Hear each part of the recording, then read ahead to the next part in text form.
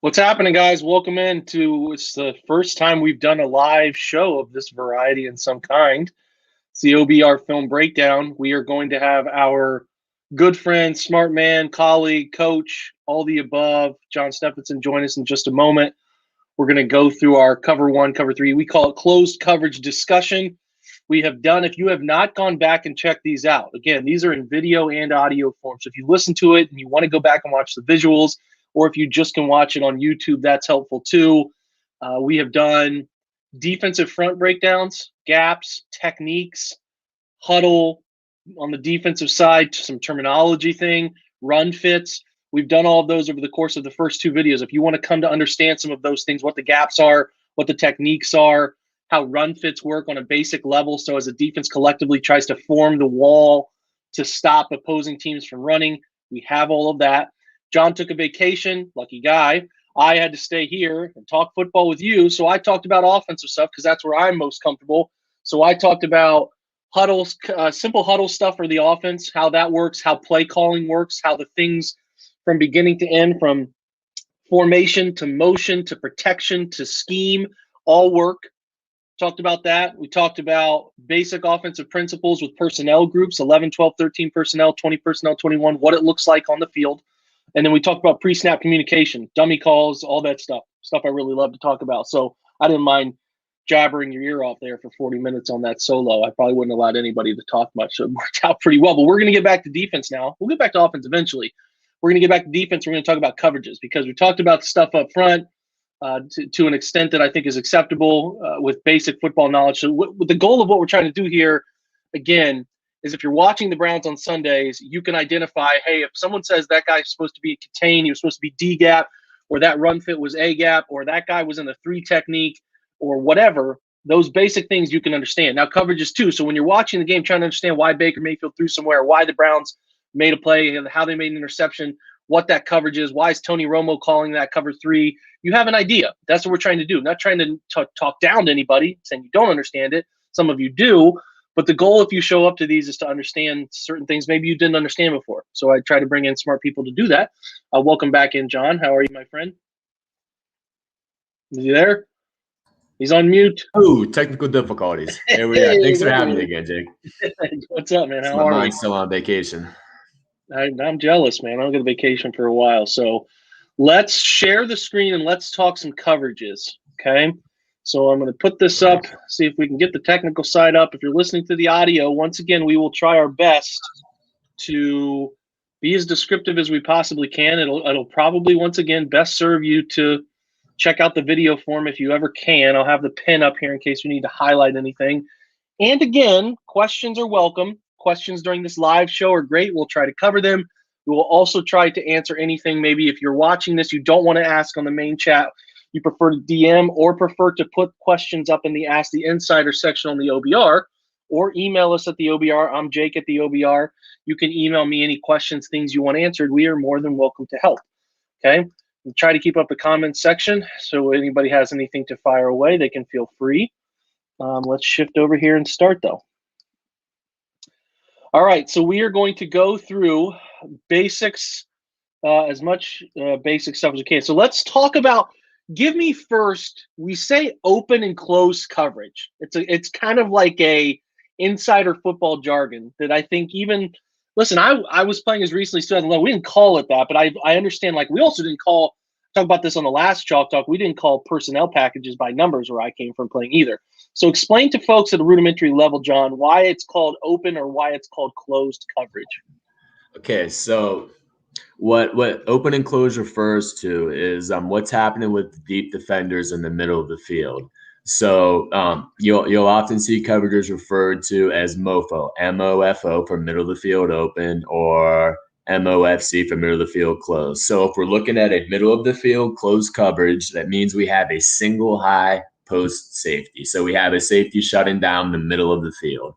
So this is going to be your Cover-3. This is going to be your Cover-1. Your MOFO, your middle of the field open, those are going to be your two high coverages. So that's going to be your Cover-4. Browns play a ton of Cover-4. We'll look at that later on. This will be your Tampa 2, your 2-man or 2-lock, your two deep safeties, 5 underneath defenders.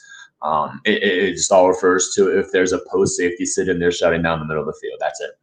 And we should talk too about when you hear Cover-1, Cover-3, Cover-4, Cover-6, Cover-8, there's a whole bunch, Cover-9. Mm-hmm. The number in most cases at the basic level, which is 1, 3, 4, 2, is who's playing the deep portion of the field. Okay, that's typically what the number is come to understand. If it's Cover-4, you got 4 guys playing the deepest layers of the field. If it's Cover-1, you got a single guy playing the deepest layer of the field. Cover-2, you guessed it, 2 guys playing the deepest parts of the field. Cover-3, 3 equal players playing these parts of the field. So we're talking 1 and 3. Typically, in Cover-1 and Cover-3, you'll have a single middle of the field player. Sometimes if teams play Cover-1, they will push that player to a side. Maybe they're shading a really dominant receiver, so they'll go to a side. They'll pick a side ahead of time and try to disguise it. There's a whole bunch. The thing about defense and coverages is you're always trying to confuse somebody else. So that the deception part makes it challenging. But to the base level of what John is saying, when you think middle of the field open or middle of the field closed, if I'm a quarterback and I'm looking right down the middle of the field, right behind the center's butt, straight down the field, do I see 1 defender playing that area or do I see 2? Because if it's 2, it's typically going to be open. The middle of the field is going to be open. Doesn't mean it can't get shut down when a throw is thrown there, but it's open. If I see a guy splitting the difference right down the middle, I call that closed coverage. They have closed the middle of the field. Okay? So I will shut up. Keep going, John. We're going to talk. We have up here a slide here that I think we're leading off with. Basically, we covered that. Yeah, we're base zone 1.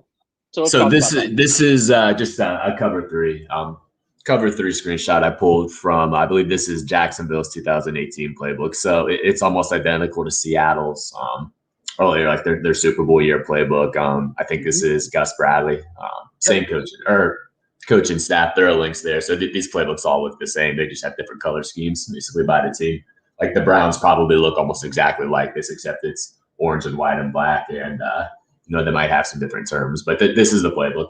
So this is one of their base Cover-3 calls, and the format's interesting. They always have along the very top they show it lined up against an I formation, true fullback, tight end, which I think is interesting because you don't see much of that anymore. You don't see as much of it anymore, at least. But this is always their base look.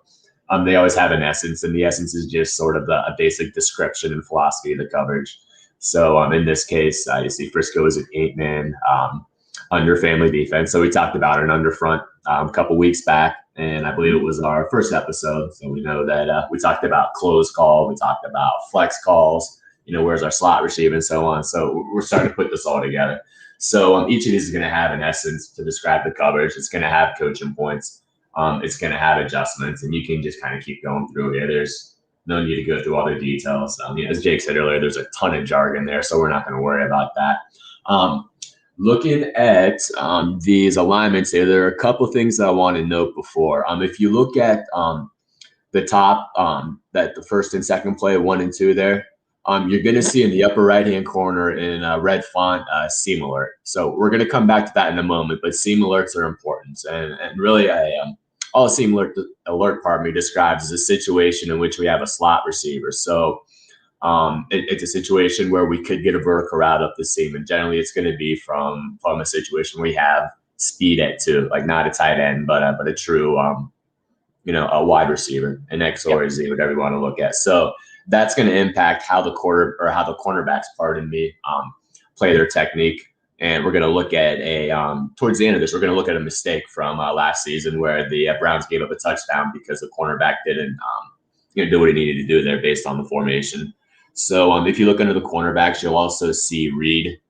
And I believe at one point on one of these slides, you'll see Zebra as well, Zebra for zone. Those are going to be important a little later on. And past that, you can just kind of get a feel for how things align. You notice that our big end and our defensive tackle, they're aligned opposite the Y or opposite the close call, again, because this is an under-front defense. You're going to see the rotation from the safeties. Like this defense uses what's called flex side rotation. So your flex side is going to be the side with more true wide receivers. So if you go down to number 4, for example, they call that formation Detroit there. Yeah, you can see that we have a Z and an X next to each other. So that's going to be our flex side is going to be the right side, and the safety is going to rotate down to that side right there. And this is going to be true for all the calls on this. Let's see. You can keep it moving here. I'm sorry, I don't remember what I had on the third slide there. Okay, so this is another cover-3 look. However, this is with a nickel in the game. So we should say too, John, real quick, is teams can come out in this.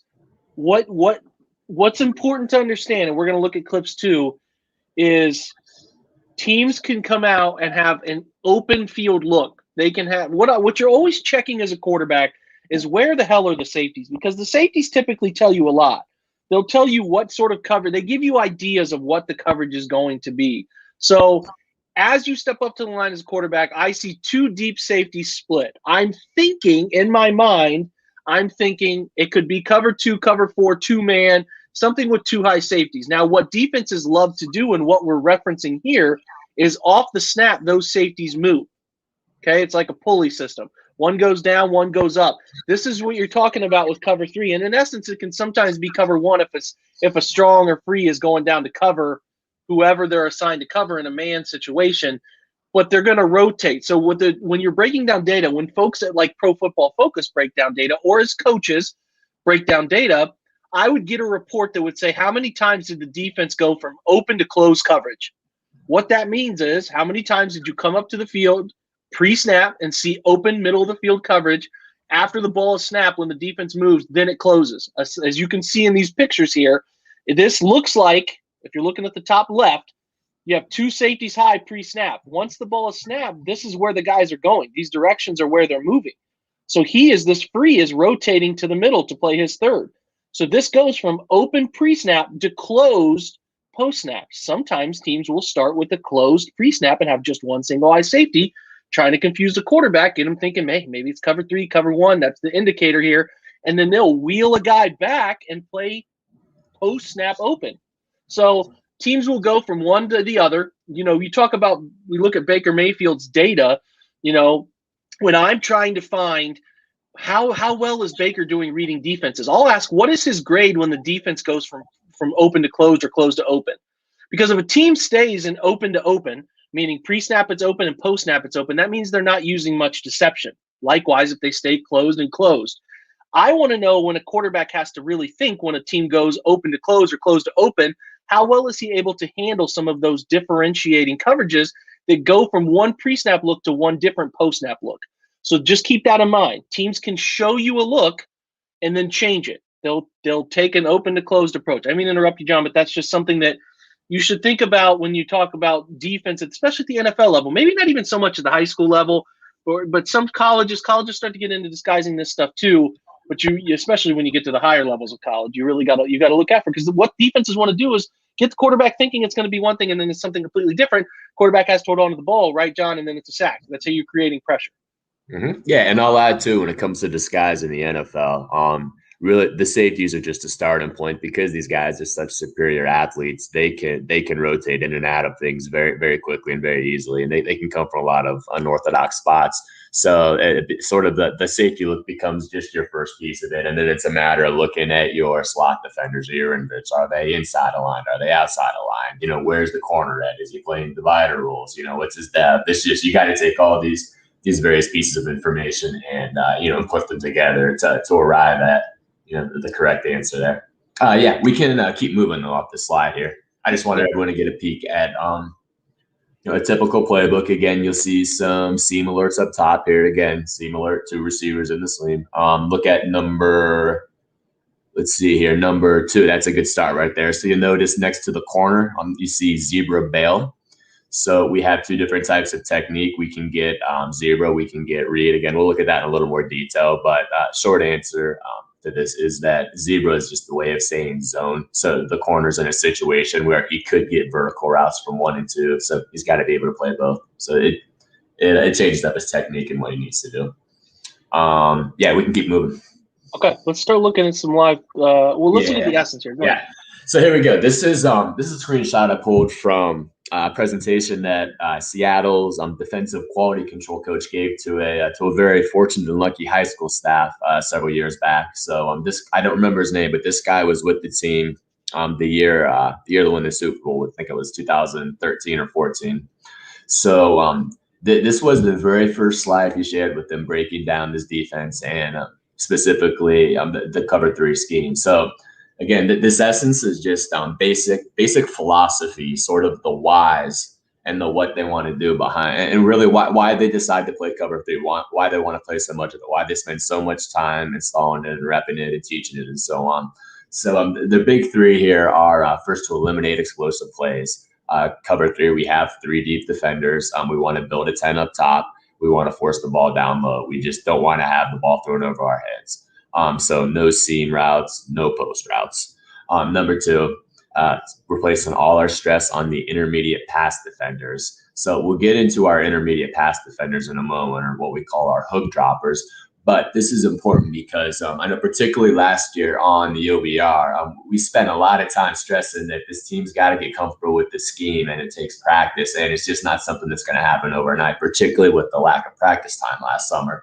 So with the design here, our underneath inside droppers, they have a ton of decisions to make.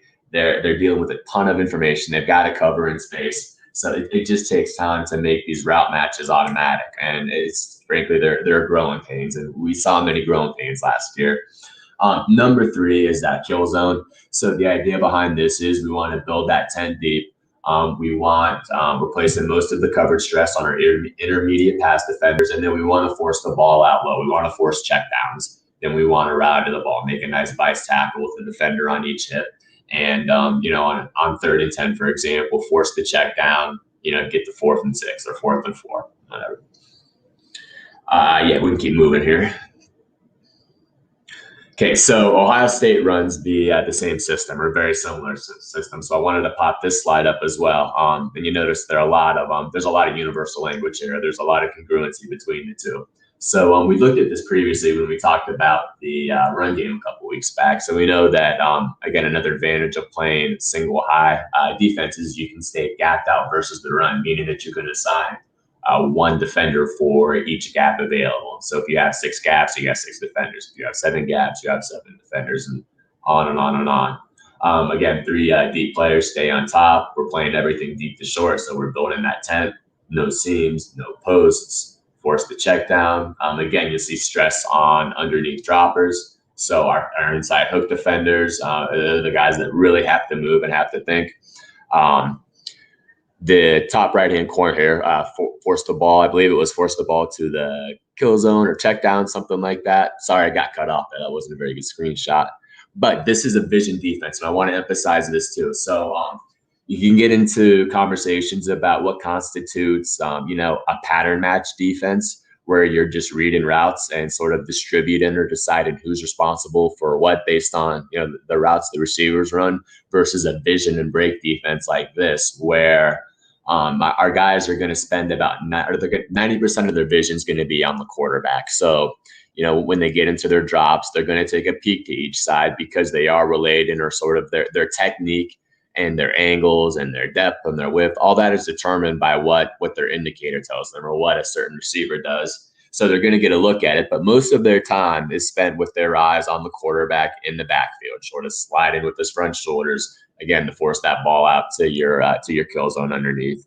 Yeah, we'll keep that going. Okay, so very, very briefly, this is going back to that Seattle presentation, and we have something called indicators. So an indicator is simply something that tells the zone defender what to do, or gives them a hint as to what to come.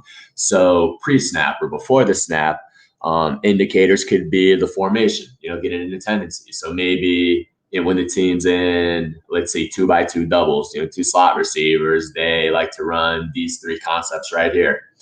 It could be things like where exactly the receivers are lined up, things called splits. So maybe the X receiver is much closer to the core of the formation than he normally is. You call that an X nasty. That can be an indicator. Post-snap, things like generally your indicators are going to tie in with routes. So like number 2 to the flat, for example, that's the middle bullet point there. So that just means a number 2 receiver, or the second going from outside to in, he's running a flat route. So when you see that type of thing, you get a lot of your quick game staples like curl flat, like dragon, that's slant flat, pardon me. RX, X nasty, again, looking at the that nasty split we talked about. Again, these are just little, sort of tips and tricks and techniques and things that your defenders are going to focus on in order to give them a sort of a clean look at the play and tell them what exactly they can do. Keep that going. Again, more here. I'm not going to go through these in detail. It's a ton of jargon, so we don't need to get too caught up in that. But again, what I want to, I guess, emphasize with these 2 slides is that this is not even a comprehensive list of all the indicators that a player is going to need to consider pre and post snap. So there's a ton of information, and it just, the reactions have to be automatic. It has to be quick, otherwise you're not making the play. So I think this really just helps illustrate why in that essence they say that you're going to place all this stress on your underneath droppers right there, because there's just so much to deal with. I think it gives you an idea of how, as fans, as we watch on Sunday, we have like a 5% understanding of all that goes into this. There's so much stuff that goes into these things on the field that we just don't understand. And I just think that people can sometimes miss it. And I think that can be, we're trying to teach you here, but even the basics, as we look at Cover-3 zones, how many do you think there are? Probably 5 or 6 check play would have that we won't even talk about, that probably people wouldn't even catch, right? Just little checks, little calls, little things that happen pre-snap. Oh yeah. There's tons of detail in every snap. It's just these guys have to process so much information. It really blow your mind just how much is going through their heads. It really is, man. It's wild. Let's look at the basics of what it looks like on the field. All right, so again, this is a 3 deep, 4 underneath coverage. So we've got our outside deep third players. These are our cornerbacks. Again, this is an MOFC, or middle of the field closed defense. So we have a post safety up top there. Pardon me. And then looking underneath, we have 4 defenders. So our outside guys, I have those listed as curl flat here, but in this system, they call them buzz defenders, B-U-Z-Z. So buzz and curl flat, you can use them interchangeably. It's the same thing. Our 2 inside guys, these are our hook defenders, or sometimes you see them called seam defenders or seam hook. But hook's a little more universal than curl flat versus buzz. But the important idea here is that we recognize that we have 2 outside underneath defenders and 2 inside underneath defenders. And again, just to give you sort of an idea, obviously this is not to scale, but to give everyone an idea of sort of the areas in which each of these players need to cover, or breaking up the field into a total of 7 zones. Although really my clip art or whatever, my shape art here is pretty poor. Doesn't really give a great feel for how much area they actually need to cover, but just another way to envision it. Yeah. I mean, you're talking again deep third coverage. Who's playing those deep thirds, And that's something that we talk about all the time as we go back and forth, 3 deep, 4 under, just talking about what they were trying to do. So let's look at some of these examples. There's a question that just popped up here. It's a good question. Would this mofo cause the ball is on the left hash? The middle of the field looks open. Yes. So if I'm up at the line of scrimmage, I'm calling this pre-snap. I know there's a discrepancy between the height of these two. They're not parallel, but I would say, based on if I'm looking at this, I would say that's pre-snap, middle of the field open. Okay? Yeah, that's just what I would call it. Now, would you call it the same?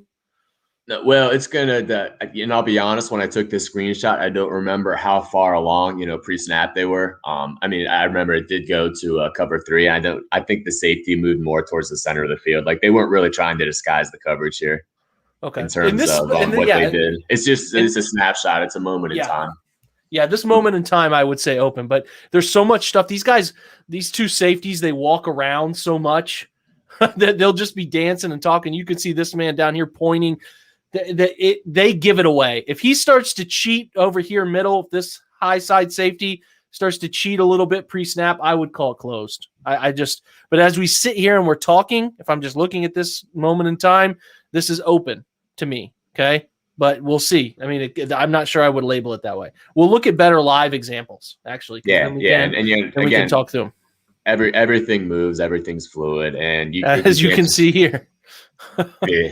And you can't just look at the safeties, particularly in the NFL. You have to look at the outside, the invert defenders. You have to look at the cornerbacks. You got to put all that together to tell the story, because again, they're going to all make efforts to disguise. So. Yep. So this is definitely middle of the field closed. There's no doubt about it. You can see by the mirroring of the levels. Anytime to me you saw a corner turned outside but to the sideline, it's zone of some capacity. Okay. If it's man, he's not going to give that one-way go. All right. Yes. So this is I elected to choose this play because it's a pretty basic setup. It's also pretty easy to see because both the wide receivers have very tight splits here, almost in this stack. Our cornerbacks are outside leveraged. Obviously they can't get too far inside versus something like this, and then have these guys running outside breaking route. It's too much distance to cover, and in fact. The cornerbacks will determine if they're aligning outside the number one receiver, heads up on them, or inside. Again, we call that generally outside or inside leverage. They're going to determine that based on divider rules. That's too much to get into, but the gist of it is depending on where the ball is spotted. So whether it's on the left hash, right hash, middle of the field, and then based on where the receiver is at, they're literally going to use a measurement to tell them if they should be outside or inside. And it's all centered around ensuring that there's a defender in the middle of the field and in each seam. So real quick, John, I'll say if you guys have questions about like personnel stuff, who's going to start? Troy, I see your question. Ronald, I saw your question up there earlier. We'll get to those at the end. We'll answer those. Who do we think is going to start stuff at the end? I just want to keep this on concept stuff for now. Promise we'll get to them. Keep going.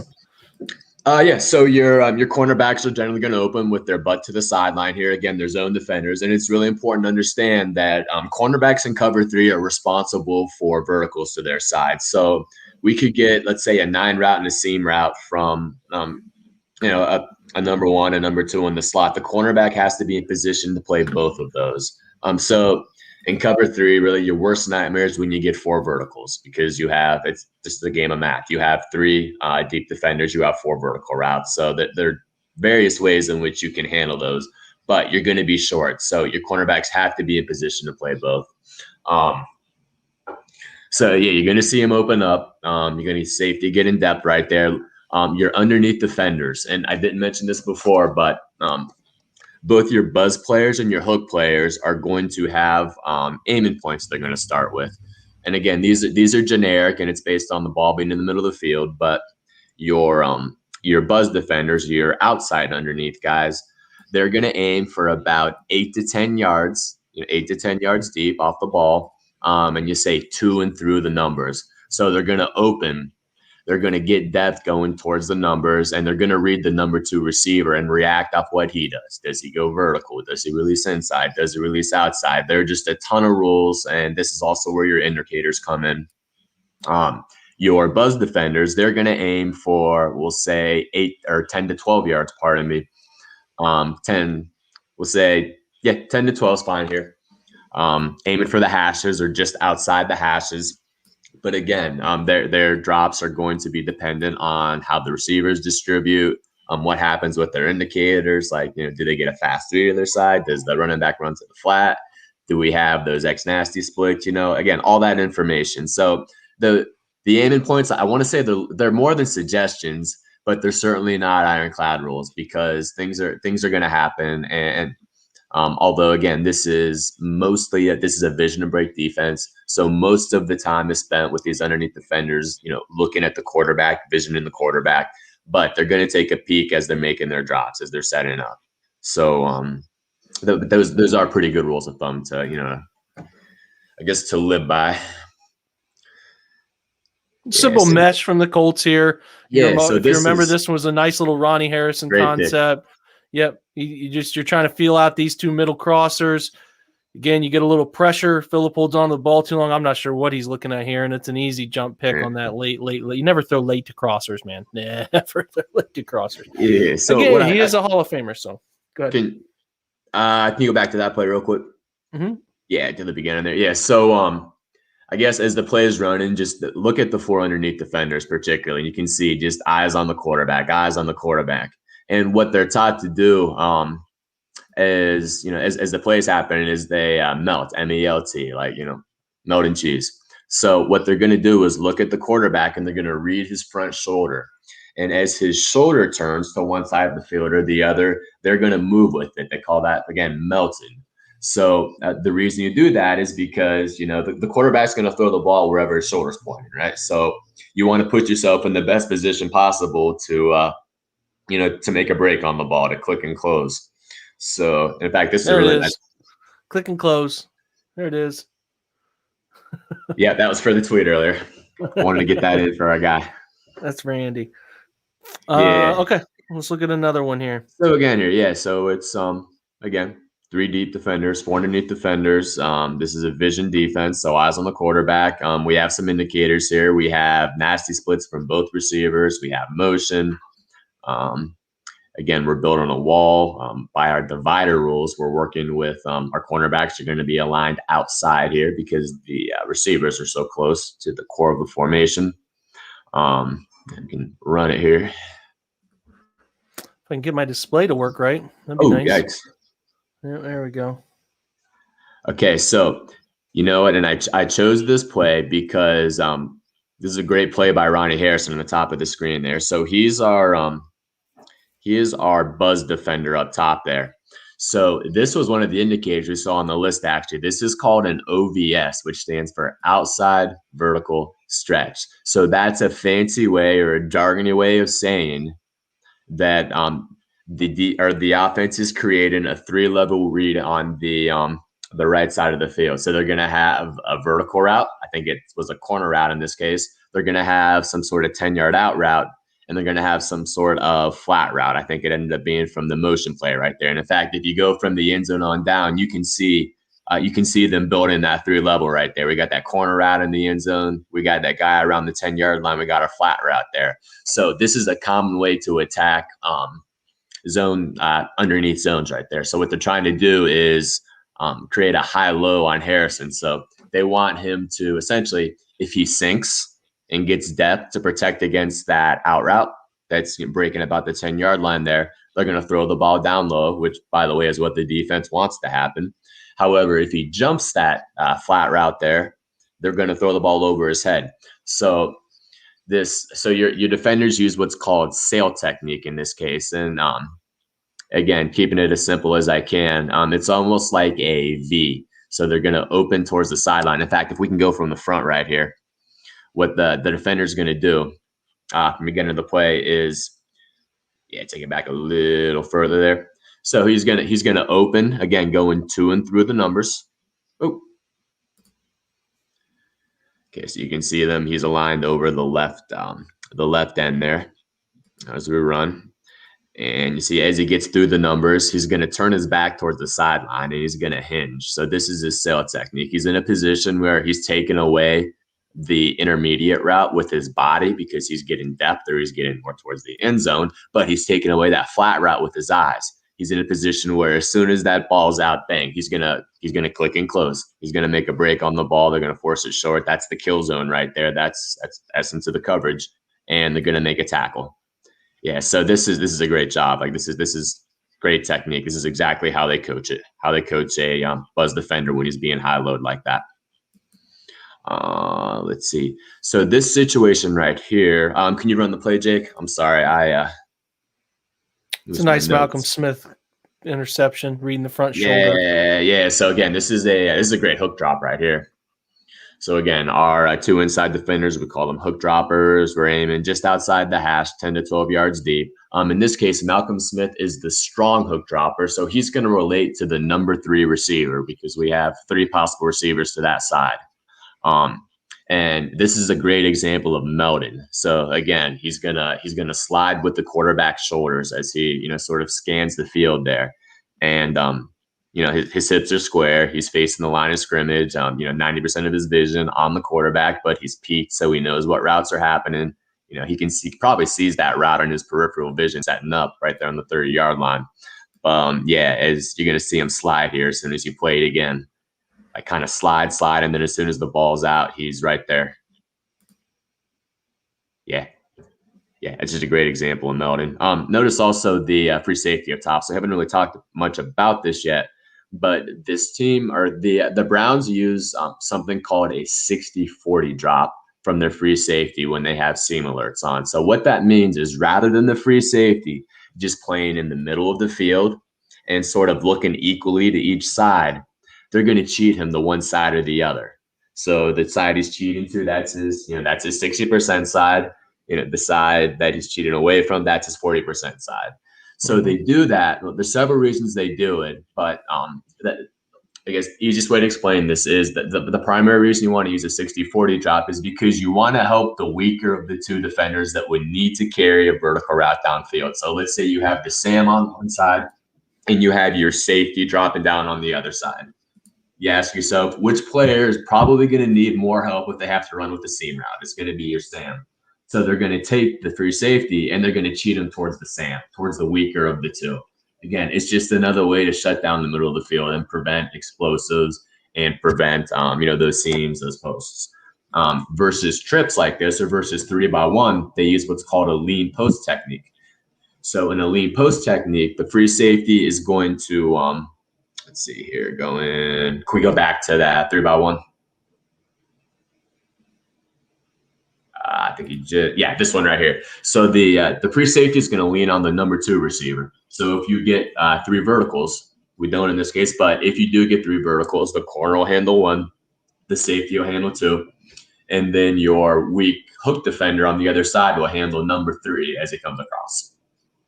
So in this case, you can see he's almost cheating that way to pick up that vertical route. So that's by design. And obviously, when you're if you're the cornerback to the weak side, to the single receiver side, right there, you're gonna play. This isn't true man, but you're playing more like a man technique because you can't guarantee you're gonna get help from that free safety because he's leaning away from you. So you have to play the defender much closer.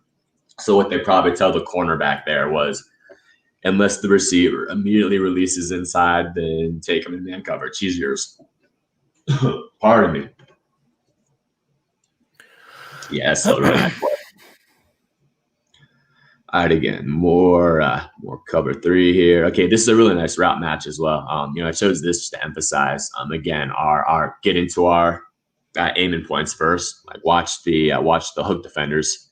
You can see them get into outside their hash and setting up. You see they're going to open their hips. So they also have a role with this. It's called when he sets up, I set up. So as soon as the ball snapped, you see they're going to take a drop step and they're going to open their hips, eyes on the quarterback, but their hips are almost like at a 45-degree angle. They're going to do this to get depth. They don't want to just backpedal straight backwards. They're not DBs, and they're not going to get very deep like that. They're not going to be able to get to their, their 8 to 10 or their 10 to 12. So as soon as the quarterback sets up at the top of his drop, they're going to square up themselves. Like you get a really good view by your, I'm sorry, I can't tell who that is at the bottom. But your strong hook defender right there, you notice how he squares his hips up when the quarterback hits the top of his drop. And then you see eyes. It's all their visioning. They're feeling the routes. You'll see these underneath defenders, hook defenders take away that dig route simply by the position of their body. You're going to see your curl flat defender again. We call this a fast 3, or the number 3's gone to the flat quickly, so he's getting wide with them. He's getting width. They're trying to force the ball down into that kill zone. You can see your 10 up top with your 2 cornerbacks and your 3 safety. Again, no seams, no posts, no explosives. Force the ball out to the kill zone. Okay, let's keep rolling. All right, now we're looking at this is the overlap that you were talking about too. All right, so yeah, this is so worst case scenario for a cornerback in cover 3 is he gets 2 verticals to his side of the field because he has to play both. So I selected this play because I thought it really illustrated the need for the cornerback, to use overlap technique when the number 2 receiver is vertical. So your cornerbacks are generally reading 2-to-1. So as long as the 2 receivers vertical, they're going to be vertical. And what's going to happen is as they see that 2 is vertical, and then in their peripherals, they see that 1 is also vertical, he's going to try and midpoint between the 2 of them. See how he sort of starts bending inside as he crosses the 30 there? So he's putting himself in position where he can turn and run on either of those routes or make a play on the ball there, right? So that's his overlap, or that's his midpoint. Oftentimes you'll hear it called midpoint as well. So generally, this is what if we were looking at the playbook right now, we would see zebra to this formation or zone because he can't really stick to a specific player. He can get verticals from 1 or 2, so he's got to be in position to play both. Now, when 1 releases inside there, you're going to see he immediately matches to 2 because 1's eliminated himself. I don't need to worry about 2 vertical routes. I've got underneath defenders to handle that stuff, but I need to get on the number 2 receiver. It's still running up the seam here. And again, you can see the safety using that lean drop, that lean post drop. So he's leaning towards the number 2 receiver. You're going to see on the other side, this looks like too high. So a lot of people look at this type of coverage and they think that this is some sort of cover 4 right here. It is not, however. In this case, because the defense is worried about number 3 running a bender route or running like a deep vertical route where he crosses the middle of the field safety space and ends up on the other side of the field, they take the weak the weak hook defender. He's responsible for that route there. Oftentimes you'll hear it called a special route, and that's another of the indicators we saw on that screen earlier. So he's going to handle that, but because they don't want him turning and running, against the receiver, so they have him pick it up from depth.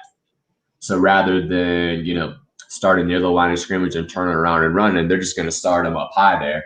And they're going to let him just sort of stand and catch it. And you can see him turn and match it as soon as it starts breaking across the field right there. So that's a good view of how they're going to handle these 3 verticals or handle this special route from the number 3. So we've got our corner in position to play both 1 and 2. We've got our safety leaning on 2. And we have our weak hook defender there. You can certainly see why the quarterback would think that number 2 is open here too. There's no even Aaron Rodgers, as good as he is, thinks he's got a nice little window there. But you can't. You're trying to shield him from the safety because you're presuming the corner's going to squat outside, and then all of a sudden he's undercutting number 2's vertical, and it's an interception. So and this is one of those plays I just love that really shows like some of the intricacies of the coverage. There's just so much to it.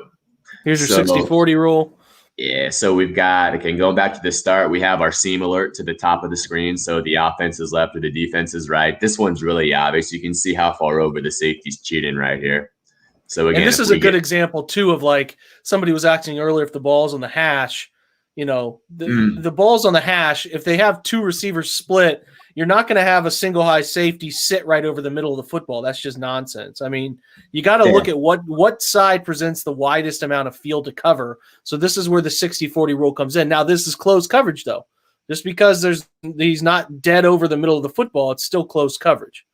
Yeah, you can see the coverage. Yeah, go ahead. Yeah, you just can't get caught up in the open space so much as just how many deep defenders are there in the middle of the field. That's really, and again, there's going to be sometimes it's going to look more closed, like more centered. Sometimes it isn't though, based on it can be based on the play call, the game plan, where exactly the ball's spotted, the offense's formation. There are a ton of different factors that go into that. Yeah, so this play gave a pretty good view of, you can see him leaning on number 2. And that's how it should look right there. Shutting that down. Underneath, let's see. There's some click and close right there for our guy Andy again from the cornerback. I think that's Sherman at the bottom of the screen. If you look at the underneath defender, our buzz defender to that side, I believe he used his sail technique as he crossed the numbers. Again, to and through the numbers. Yeah, so he's wide. Let me get my back around. Yeah. One more 60-40 example. Okay, so it's another example. Again, you can see him leaning towards the bottom of the screen. So our seam alert is on to the offense's left side or the defense's right side. You're going to notice again that opposite the seam alert, our weak safety or our drop safety, they notice that he's playing the seam route from depth. You can see, where he starts versus where his counterpart at the bottom of the screen starts at. Like you can see, he just has a ton more depth in his drop. It's not so much width, and he can get away with that because he doesn't have any. Which one are we talking about? In this case, our buzz defender out there. So here, Seattle used to call this right there. So they would call this a soft sky technique, which means that he's going to start with a little more depth because he's not worried about anything going to the flat because he only has 2 receivers to this side. The running back's on the other side. The running back's probably not going to cross the quarterback's face and then run to the flat. So he doesn't have to worry about getting so much width, something going down low into the kill zone. He can stand back here and he can carry this vertical route. He's got some more freedom there.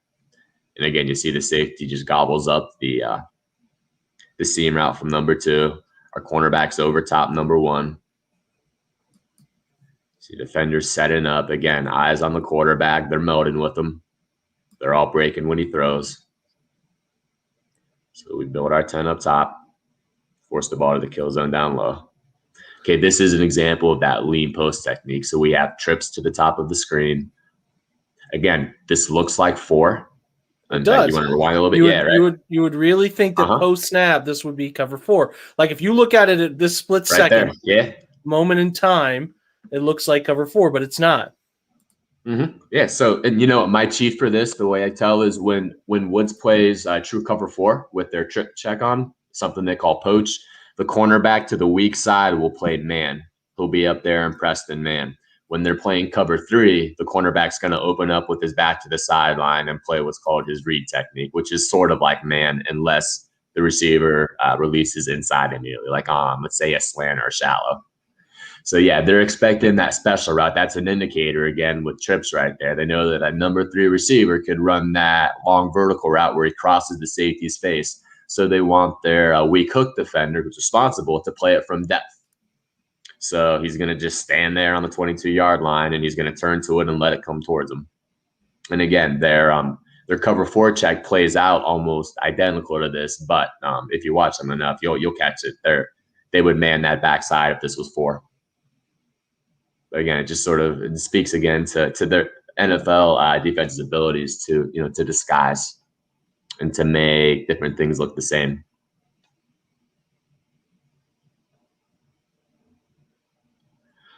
So I kind of got ahead of myself with that other stuff, but this is just another example where I thought was a nice example of base drops with the underneath guys. You can see just opening up, eyes on the quarterback. They're reading routes. They're going to be communicating. So at the top of the screen, when number 2 releases in, the buzz defender and the hook defender that side are going to be yelling in, to let the buzz guy, to let the hook guy know that it's coming his way. And I guess I really didn't emphasize that enough earlier, but all this stuff is communicated. Everyone's talking to everyone about where these routes are going. People are making in calls. They're yelling out. They're yelling switch. They're saying mine, you. There's a ton of communication going on. I really wish we could hear it. And, they made that available in real time, again, just to emphasize how much talking needs to happen. That's what I like about when somebody gets mic'd up like Jon Johnson. They give you some brief glimpses of everything they're yelling every single snap. It's wild, man. It's like defense in the NBA. It's just constant communication about exchanges and movements and helping guys who are blind, guys who can't see to their right or left because they're keying somewhere else. Yeah, I'm I'm like a kid in the candy store with that stuff. Gotta I talk, love it. man. So this is another example of that kill zone. So 5 yards and closer, all the talkie needs to make that tackle. But again, and I believe this was a third down play. This was like 3rd and 8, maybe 3rd and 7. So again, you're trying to force it down low. That's the move. Get to tackles. So going back, can you go back just back to that play there? Sure. Thank you. And just get to about when he breaks on the ball, just before, like right about there. So there's a concept. We talked about Melton earlier. Let me back up. So we're reading the quarterback's shoulder. We're sliding with him based on his intentions and where he's going to go, to give us a head start when we do need to break. So when you're melting, there's coaches will say, don't melt past the check down. So what they mean by that is Taki cannot get wider than the tailback at this point. He can't melt past him. He has to keep himself, inside of the receiver in this case. And I think he almost melted past him right there, although I'm not sure if maybe it was the route angle, but it looks like he gets himself just a little too far outside, and that sets up his ankle and contributes to missing this tackle right here. Although again, you would like a defender on each hip. You call this a vice tackle, so a defender on his outside hip and his inside hip. And yeah, he needs to make that play. Let's see. Yeah, communication, absolutely. So I think DWS communication could make or break the D. Absolutely. Communication does make or break a D, as we saw last year, for good and for bad. Absolutely. There's way too much going on. And a vision defense like this, because, you're underneath defenders are spending most of their time looking at the quarterback. They've got to talk to each other. They're not allowed to peek.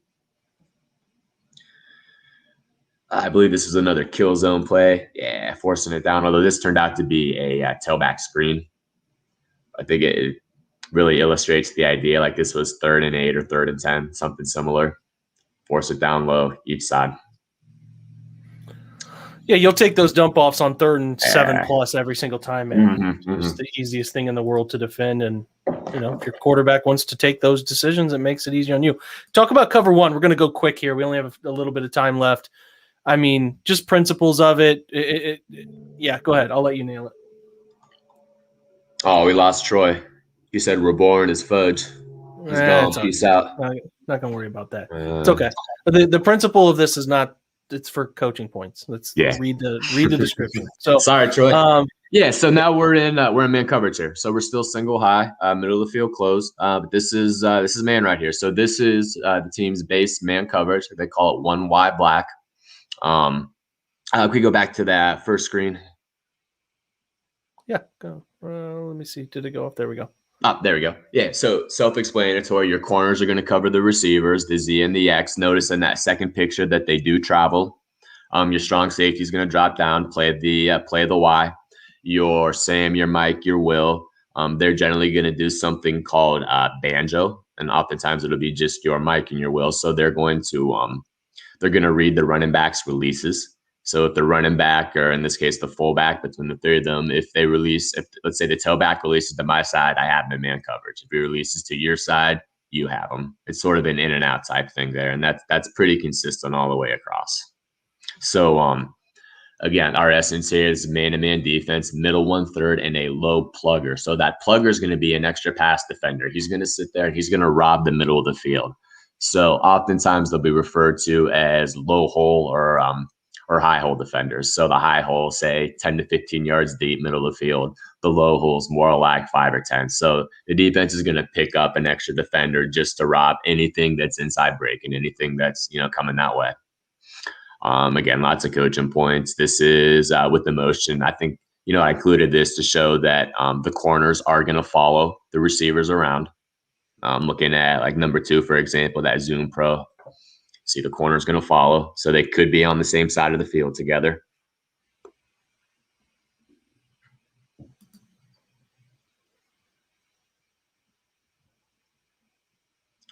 Let's see. This is a nickel version. So same defense. We got a nickel in this time. And again, so this is, no, we're good there. But this is a great example of our man with our low hole dropper. So we start again, going back to the disguise that you talked about, Jake, earlier. We're sitting here too high. could turn into a lot of things here. So what's going to happen is, that's our rotation. So we're going to get our field safety. I believe that's Carl Joseph. He's going to drop down. And you can see, like, this technique looks completely different than what you were seeing earlier. The butt's not outside.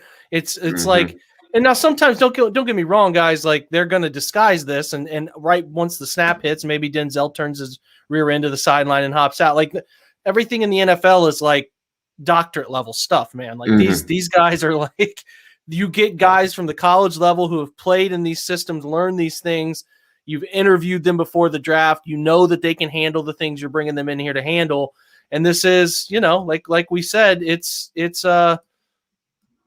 guys who have an understanding of some of the most intricate things in football. So this disguised stuff, but again, sometimes it's not. Sometimes they just line up and run it. Like that's another thing that they do. Like this case, I'm thinking if I'm the quarterback, I'm Dwayne Haskins in this situation. Not that he was thinking a ton last year, but I'm thinking it's either 2-man or I'm going to get some sort of closed look. They're going to roll down and rob.